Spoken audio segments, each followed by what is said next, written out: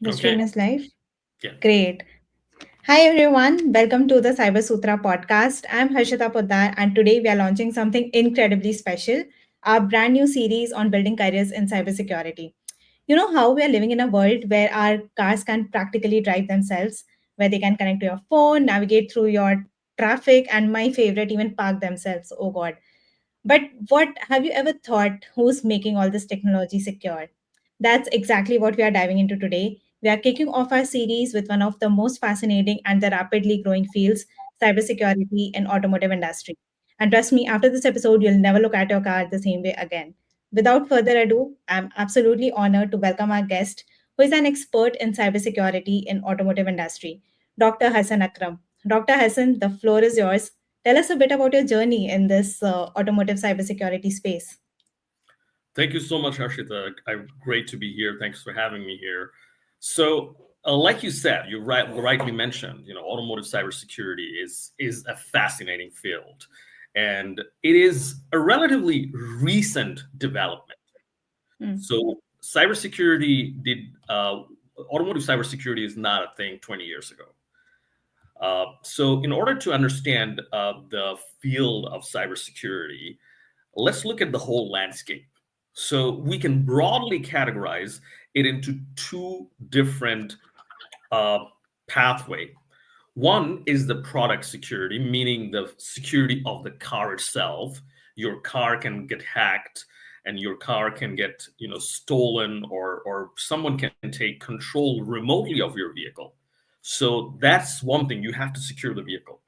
The other thing is the security of the infrastructure, the of the OEM. We call it the back end security, which is a enormous, vastly uh, a gigantic field in itself, and that's not new. We had corporate security, infrastructure security for a long, long time. That is something not new. What is new here is the newly imposed regulations by European Union and many other countries that your car has to be secured. UNEC WP29 is one, and that Mm. accelerated the development of the in-vehicle security. And we have a standard now since 2020. The standard is ISO SAE 21434.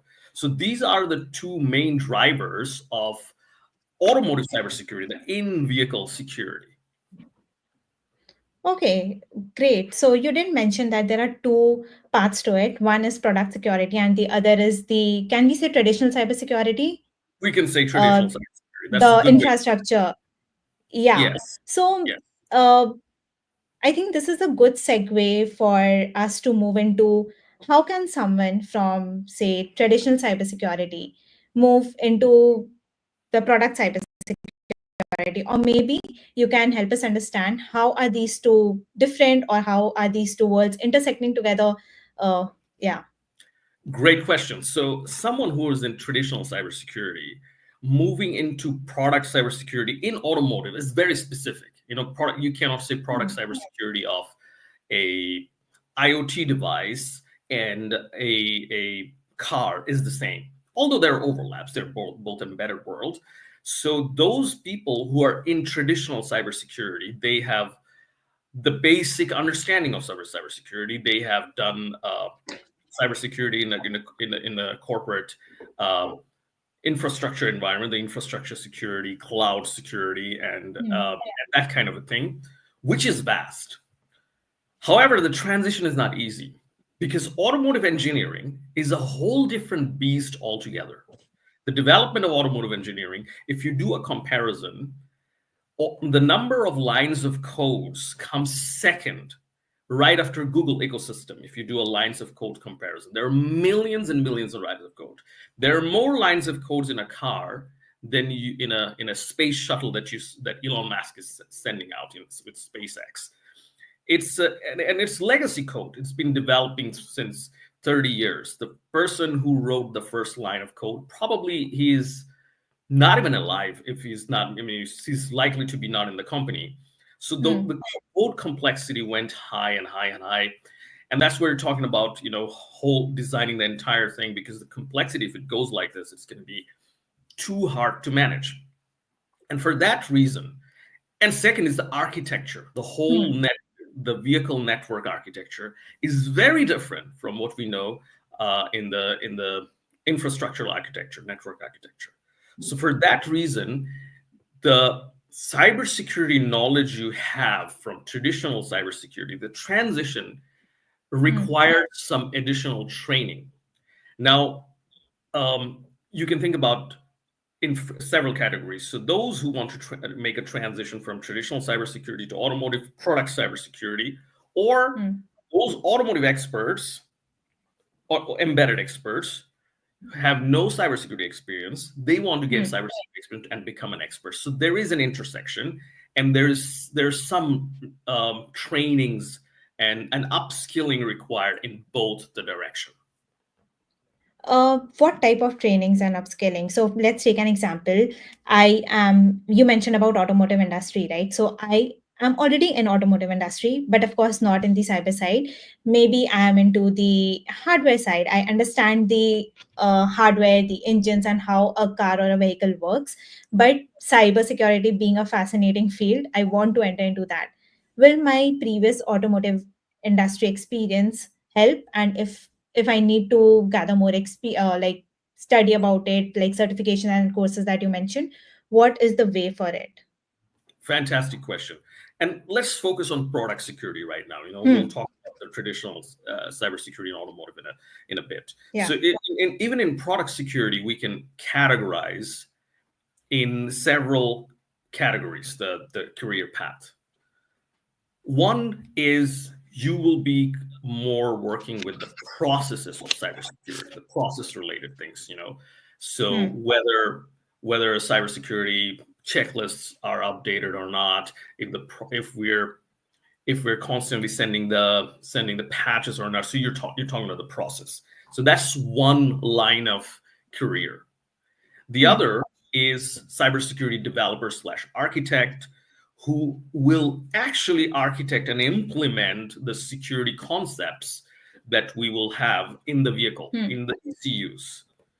And then there's the third career path, which I find really fascinating, are the hackers or pen testers, ethical Hmm. hackers, you can call them.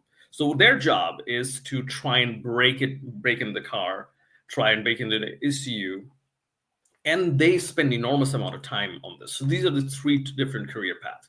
So now if I go back to your questions of what kind of trainings are required, Hmm. these three different career paths requires three different trainings. The easiest transition from a traditional cybersecurity to automotive cybersecurity is in the process side. So they will have to understand the automotive process, how it works. So Hmm. automotive process, although we're heavily criticizing it, if I don't know if you're following some LinkedIn threads where we're talking about, do we need this heavy, a spice driven development model? Tesla is Yeah. an amazing car. They don't use a spice. So Hmm. this kind of traditional model, you'll have to have understanding, and then with your cybersecurity knowledge, you'll be able to Hmm. understand the process, how automotive works. That's one way of doing the transition. The other way of doing the transition is that's the training you will require. You'll be required to learn the automotive processes. Hmm. So it could be, we offer such training, like a process training of ISO 21434, and that's your first goal. Of course, you need some experience. Only a training gives you an entry. Then you need some Hmm. experience to get into it. And then, if you're an automotive engineer, now you want to get to serious cybersecurity, meaning that you want to make things secure, you want to build security, Hmm. you need to get into the basics. And basics are the most, because you're an engineer. When Hmm. you're building a product, you need to understand the basics. Elon Musk is an amazing engineer. You know why? I believe because he's a physicist. He understands the fundamental. When you understand the real fundamentals of Yeah. things, you're a better engineer. If you really stay at the high level, you Hmm. just understand the high level code, you never understand Hmm. how a computer works, you know, at the low level, you will be able to Yep. build things, but you'll not be as good as those who understands how computer works. So you have to Absolutely. understand how cybersecurity works. The first thing I recommend people Hmm. to start with a basic cryptography course, a Okay. cryptography, so that you understand the mathematics behind what's happening. Then you have to also go for a training like threat and risk analysis training. Hmm. Um, then the third path, the third milestone in the roadmap, you have to understand the software architecture Hmm. of cybersecurity. How do you make an architecture secure? What are the tools we have? What are the controls? We call it cybersecurity control at Hmm. an embedded level. And Got then, it. and that's the third. And the fourth one is secure coding. How do you code securely? Hmm. These are the four milestones, if I want to summarize: cryptography, threat and risk analysis to understand Hmm. the threat landscape, then cybersecurity for software Software engineering, and the architecture. Yeah. coding. Got it. So this is for someone who wants to enter into the developer or the architect side, right? Would you have some like courses or certifications in mind, or maybe free YouTube courses that uh, people can go in and have a look and see whether this is something they would want to do? Great question. If there are any free courses specifically on these things, I'm not aware of any. Um, there are plenty of courses that's offered Hmm. across the industry. We have TUV offering courses. Those courses are very popular because of their brand name. Hmm. They especially cover the ISO 20, the process part. Um, the four courses that I just mentioned for the entire Hmm. roadmap, we offer that. Those are very hands-on. We also Hmm. offer a car hacking or penetration testing course, which is like I forgot to mention because you talked about all these three. That if you want to be Yeah. a pen tester, the training is like penetration testing training. So Hmm. I would welcome everyone to feel free to check our trainings. I mean, I would be more than happy to give the link below. Hmm. And there is actually in our YouTube channel, there are Hmm. plenty of um, YouTube videos, YouTube tutorials for car Hmm. hacking for ISO 21424 to have the first idea. I think if I could give you a playlist of 5 videos from our channel that would give you a first idea of ISO 2144 automotive Hmm. cybersecurity and penetration testing. That would be great. I think that will be really helpful for people who want to really pursue a career into this field. So you did mention about process related developers or architects and hackers or pen testers as uh, three Three pillars. different, Yeah. yeah, yeah. So can we say that someone who is coming from a non-technical background, is it better for them to start the process related field, be it the compliance of the ISO certifications like you mentioned, or compliance to FOSA or AUTOSAR, the other automotive related certifications? Will that help them? Yes, if somebody's coming from non-technical background, Yeah. definitely the process bit is more for that person than any other path. I wouldn't recommend to go in the software engineering or software Yeah. architect and the penetration testing for sure. I Yeah, wouldn't that recommend. would give them a feel or a taste of how this industry works, how the Yeah. entire information security and the product security thing works. And whereas someone who is already into software engineering or coding, I think they can take the developer or the architect part where they can go in and look into the specific secure coding courses, or like you said, starting from the cryptography course, which is very, very relevant. This brings me to my next question. uh, what are these companies? I mean, which companies are hiring for roles like this? Like, are these only the car manufacturers? Are these only the retailers? I don't know. So, is that only the automotive sector hiring for such roles? Great question. I want to answer this question and add something to your previous question first, which is actually Hmm. relevant also for this question. That those people who are non-technical, Hmm. cybersecurity is a great way to start your technical career. for you, but you have to choose the career path wisely. So you can be in the process side of the product development. There is a bigger opportunity. Have you heard of the new EU directive NIS2? Yes. So But I would NIS want you are an expert. I would want you to describe that. NIS2 is a cybersecurity. It's actually there was NIS directory, and now we have NIS2. This is a successor of the previous NIS directive. So now this is the most stringent cybersecurity legal requirement on the face of earth. I Hmm. mean, there's one thing EU is great about is regulation. I mean, in some cases, we overregulate. We know this, but this is what it is. In some cases, you can criticize that we're actually blocking innovation by overregulating, but this is what it is. To talk But about then GDPR, whatever, what AI regulation, they're the first one. They'll come up with something. they're the pioneers, so we have to give them that. Now, I like. I have been a critic of GDPR because GDPR didn't bring us much. That's my opinion. But I'm very fascinated about NIS2 because Hmm. NIS2 is something that is going to bring us something that is going to make our infrastructure, our businesses more secured. So Hmm. some events, like the event that happened in 2024 when nobody could book an airline ticket and all those because of a Windows patch, Yeah. those things are we can easily um, avoid those things. We can easily avoid those things. Now, Okay. NIS2 is going to be very, very relevant, and that gives a career opportunity, not only in automotive, it goes beyond automotive. Automotive Hmm. companies are a part of it. So if you're a non-technical person and if you want to go in a career path, what I would suggest is look at NIS2, ISO 27, so the infrastructure Hmm. security. There are enormous amount of work, and NIS2 is very technical. It's like NIS2 is not one expert who can actually cover the entire NIS2. NIS2 is talking about risk assessment. NIS2 is talking about incidents monitoring. NIS2 is Hmm. talking about incidents response.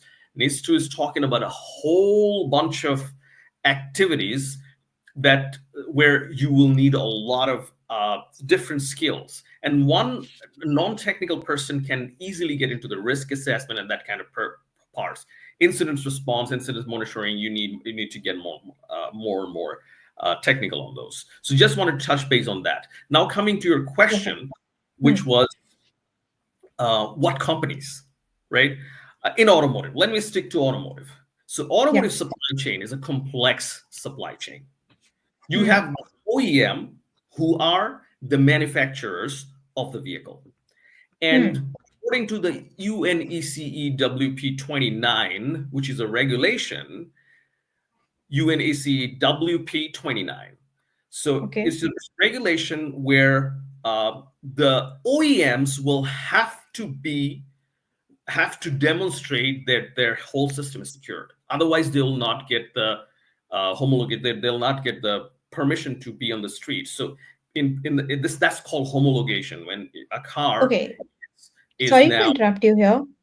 Is this only for Europe or it's everywhere that the great OEM question. has to be secured? There are 59 signatories of the UNSCE regulation. 59 Hmm. countries, most of the EU countries. Hmm. There's Canada, there's Japan, there are many such countries. There are two major countries who are not part of this: United States and China. So they're coming up Wow. with new regulation. There's also an Indian equivalent of the UNSC regulation that they're coming up with. It's called AIS 189 Okay. AIS, which is actually it's like a cousin. Looks like almost copy paste, but the regulations are coming. They're not a signatory of that, but they're coming up with similar regulations. So this Yeah, I 59 countries, think just yeah, like GDPR, everyone is following the same exactly. approach. Yeah. Yeah. So these 59 countries, if you want to sell your car, it doesn't matter if you produce in India, if you produce in Hmm. United States, although you're not, in China, if you want to sell your car in those 59 countries, you have to have the UNSCE.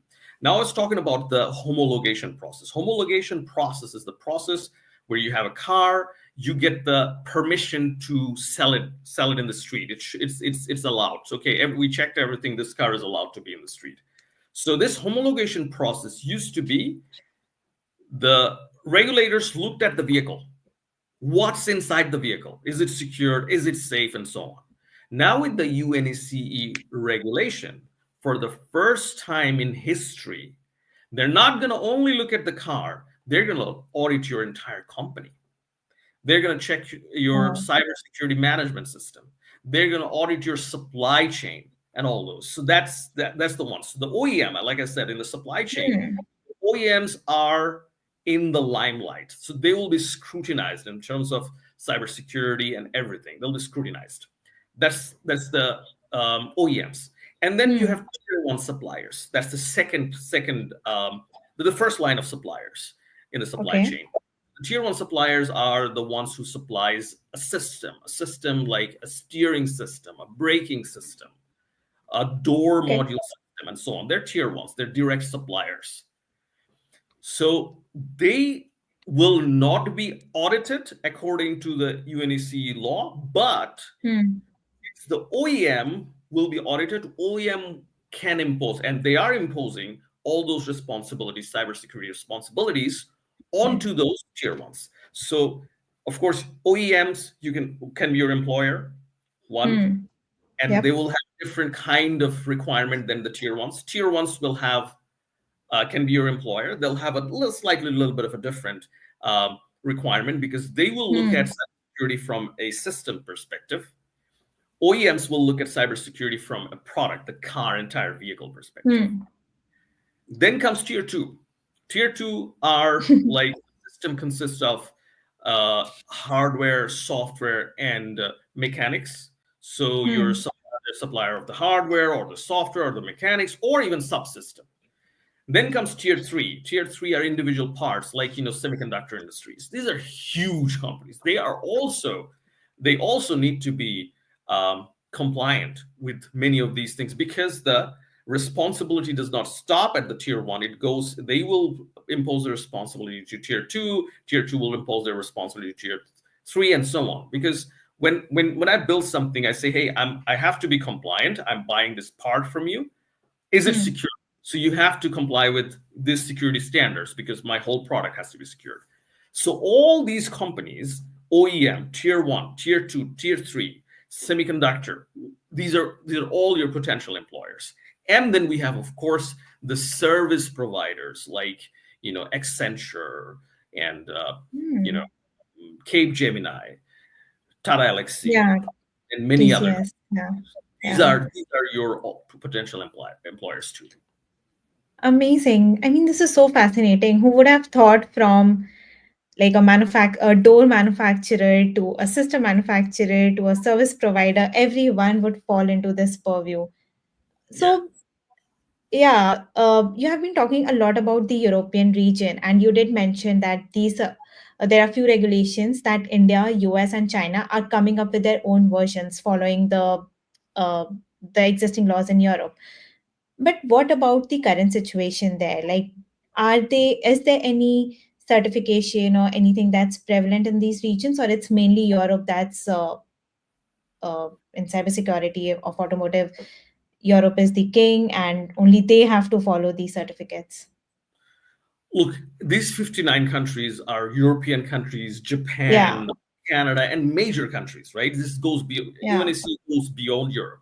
Now, even if let's imagine a country, your government does not have any cybersecurity requirement. I Hmm. mean, there are always some in some form of the other, but even if you don't have any, if you Hmm. want to sell your car to those countries, you have to. Okay, So got it. United States sometimes ask me, my US students in my training ask me, hey, you're talking about this 59 countries. These are mostly EU countries and then some bunch of countries. United States is Hmm. not there. Why am I learning this? I mean, hey, is your manufacturers, like be it GM, be it Ford, Hmm. do they sell their vehicle in these countries? Yes, they do. So you have to know these things. You have to be compliant to those things. Otherwise, you won't be able to sell your vehicle in those 59 Hmm. countries. It's relevant for everyone. Yeah, and I hope since these are these countries which are not part of 59 countries, they're coming up with their own regulations. So do you think this will give a boost to the job market? Like there will be new opportunities in this industry and people will have more scope to, start their career or build their career because of these certifications or regulations coming into place. Absolutely. And when once they introduce AIS as a law, I don't really know the Hmm. status. They're supposed to be in effect in India pretty soon. The AIS Hmm. 189, AIS 190. Our, I mean, we have Indian clients who are already taking our services for those. Um, the Indian market will have a different positioning in cybersecurity.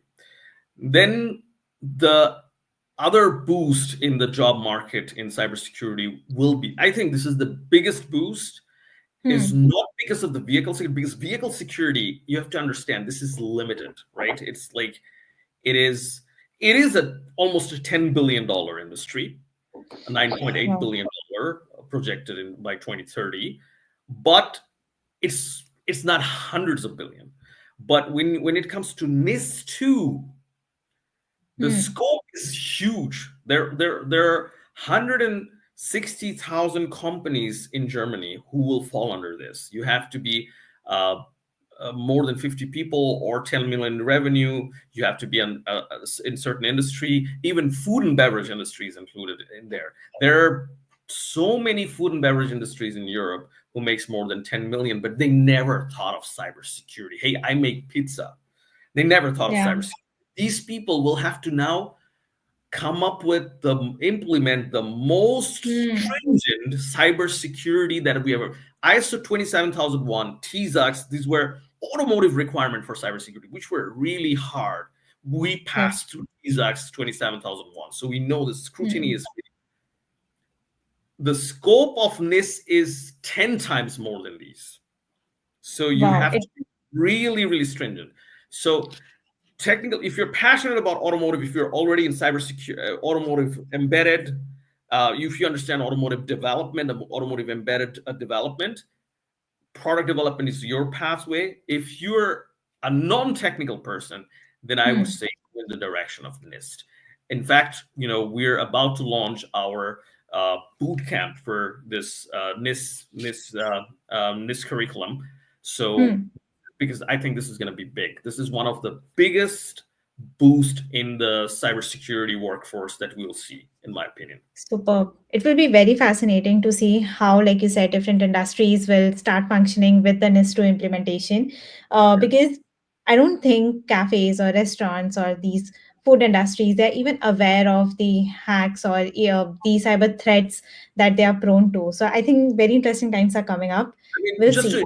mention it, I mean, restaurants will not necessarily fall under this. It will be food manufacturers, so it's Okay. we're into manufacturing, so beverage manufacturing. This is the manufacturers. Wow. Restaurants, they Hmm. may, if they're very big, more than 50 people, but they're not likely. But we, I mean, their beverage industries are like pizza Hmm. industry. Let's say they manufacture those things, The or their supply breads or the machines. machines. They have never thought Yeah. about cybersecurity. Many of them not all, but many of them not. Yeah. Yeah. So, Dr. Hassan, we are talking about there's so much of scope, there is regulations coming in, there will be opportunities. But whenever you look at LinkedIn, even if you now search for a job, thousands of jobs will come up, right? I meet a friend, whoever I meet, everyone is looking for a new job, but no one is getting a job. What do you feel about this gap? Do you think that there is shortage of skilled professionals in automotive cybersecurity? And what is the current situation? Is it a good time to enter? Is there a gap? Is there a saturation? I mean, we would love to know your thoughts on this. So I will talk about my experience. I don't really Hmm. have the data to give you really what's happening. 2 years ago, to find an automotive cybersecurity expert, or if you were an automotive cybersecurity embedded developer, Hmm. finding a job was like you get 5 jobs, you choose one, right? It was the situation 2.5 years ago. 2024, I got so many applications from embedded developers automotive cybersecurity people, automotive safety people that I've never seen in the last 10 years. 10 years ago, it was even more difficult. I've never seen this so much of inflow of applications, people wanting to work for us. I was like, wow, I'm impressed. So certainly there are layoffs going on. There are, hire freeze. With some companies are Hmm. freezing, no hire in 2024. It was all. I mean, whoever I talked to, we can't hire, we can't buy from outside. Every company, pretty much every company was having it, except for the semiconductor industry. Semiconductor people had their money, like Nvidia stock boost and Yeah. everything. They were doing it. But in automotive, 2024 was a really hard year, I Hmm. must say. I'm hoping 2025 things will turn around because a lot of projects were postponed in 2024. Someone will have to do this. At one point you'll Hmm. have to get things done. Second thing is I want to keep this talk as apolitical as possible. Second thing is people were waiting for President Trump to come. Absolutely. He's gonna. I mean, Ukraine war was one of the killer for German automotive industry. So with all these things, I see some positive changes that is going to take place in 2024. Having said that, markets will always have their ups and downs. Hmm. So you have to always put yourself ahead of the cutting edge. You have to always look at, because the skills that you'll learn today, I guarantee you will not use them. I used to say 5 years. Even if you Three use months. 3 months, 3 months is more likely. It's like the prompts that I taught in last December, outdated, right? So the skills are not going to be your asset. Your asset is going to be that you keep a curious and open Hmm. mind learning, a very fluid uh, Hmm. attitude. Great. So, uh, would you say that it's saturated already, the I mean, industry? saturation is an interesting word. Let me put another point before I address if it is Yes, saturated. please. There's another problem besides the economic downturn. Hmm. Um, have you heard of the company Klarna? Klarna, this payment company in Europe. Klarna. This is a company I that don't you think so. offers your payment. They had like Hmm. 4,000 employees, tech Okay. employees. Not all tech employees, 4,000 employees. And ever since the generative AI and all these things came up, they stopped hiring. On an average, they used to have their like attrition rate of 15-20%. They stopped hiring. Their uh, headcount, they didn't fire anyone. Their headcount went from 4,000 to below 3,000. So 5% less. Hmm. Their efficiency went up. They're Because of saving money AI. because of AI. So what companies are doing is they're hiring less people in general. Yeah. Hmm. So it used to be if you want to form $1 billion company, it's usually 100,000 employees. It came down to 10,000 employees. It came down to 1,000. Instagram was a company where you had only a couple of hundred employees. The Hmm. last, the smallest $1 billion company. Now there is a prediction that with the advent of AI, you will see the first three people $1 billion company, because you just don't need those. You have AI Hmm. agents who, like, have you heard the AI agent David, the developer, the junior developer? So you can hire David as it's an AI developer for $500 a month, and it's going to work for you Yeah. 24/7. Junior developer, right? Yeah. So this is going to get better, better, and better. Better So what and cheaper. better and cheaper. So Yeah. it's there's nothing to worry about. It's just that you'll have to Hmm. learn different things. You'll have to now be able to architect a software product with Hmm. using David the developer and Hmm. such tools. there is still a human needed, and you Absolutely. Yeah. have to earn the skill of that person. And now if you start learning full stack development, Hmm. it's by the way, these tools, they're kind of 60% okay. Hmm. Because if you don't understand code, if you're just blind, you'll not be able to work with those tools like David the developer and all those. So you still need to be good at coding. It's just that it has made the barrier to entry really high. People are thinking that, oh, I can easily become a coder, I don't need to do anything. No, it's a wrong concept. You have to Hmm. be really, your intuition has to be like a senior developer, a Hmm. senior architect who knows pretty much everything, who can see that, okay, AI has done something terribly wrong there, who are able to critique AI. So that's the skill you will need in those domains. Same goes in cybersecurity. You have to be able to do a Hmm. lot of things 1,000 times faster with AI. Got it. So, talking about the developers here, is there any special coding language or any specific language that is very, very prevalent in the automotive industry? Is it Python? Is it C++? Is it Java? Any particular language that someone should be familiar with before moving into this to make their journey easier? Embedded C, you have to understand embedded C. It's good if you know Okay. C++. Hmm. And then Python is a language that's required for everything. So, I would recommend Hmm. embedded C and Python as a must. Yeah. Great.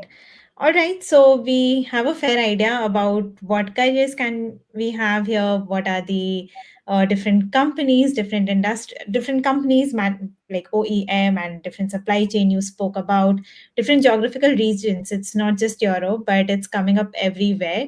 How about the threats we have been talking about? You have been mentioning hackers and pen testers, but what do you think are the increasing cyber threats in automotive sector? Cyber threats are ever increasing. It never goes down. It keeps going Hmm. up, keeps going up. Now, um, we have to understand the whole cyber criminal industry and how it works. So the cyber criminal industry, the primary motivation is to make money. They want to make money. Hmm. Wherever they're located, in whatever geography they're located, they primarily want to make money. There's sometimes some political motivation, but those are extreme cases. The biggest attacks we have seen was politically motivated, probably by some nation state, but regular organized Hmm. cybercrime industry.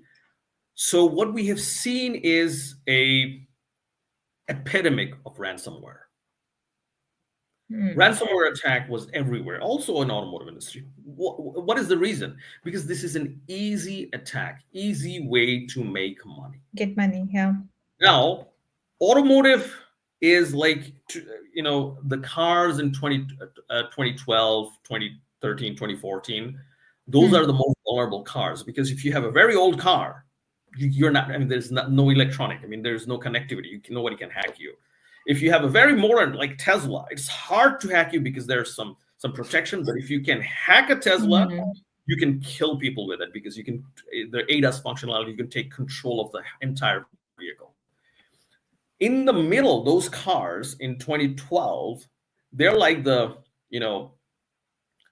in late, in early 2000s, when I was still an undergrad student, what we had is like MSN Messenger, Yahoo Messenger, ICQ Hmm. Messenger. Those were the Instagram and Snapchats of our time. I mean, you can hear that you're talking to an old millennial. So those apps, where we were communicating with those apps with our friends. So what happened was, um, if you sniffed the network, we could we could actually sniff our friends' messages, because there was no cryptography. There's nothing encrypted. Nothing. There's like a wild wild west. Of course, now it is more sophisticated. Now, if I think of the cars of 2012, 2013, 2014, they're the MSN messengers of that time. There's no encryption. You can easily sniff canned messages. You can easily attack, but nobody's attacking because Hmm. there's more money in ransomware. So it is something. Ransomware is something that we have to take very, very seriously. It will be prone to ransomware. It's so easy, and if they encrypt your data, 90% of the companies, I would say, they're not ready what they will do if there's a ransomware attack. They don't have any plan. It's they think, Wow. we're probably they'll not attack us, but everybody has been attacked. It's just that they Hmm. calculate, do I get how much do I gain if I do the perform the attack here versus here, and wherever there's more money, easy money, they'll go there. Yeah, I'm glad that you brought this point up that there are these cyber threats, especially, I mean, it will be prone to accidents. Anything can happen if the car gets hacked.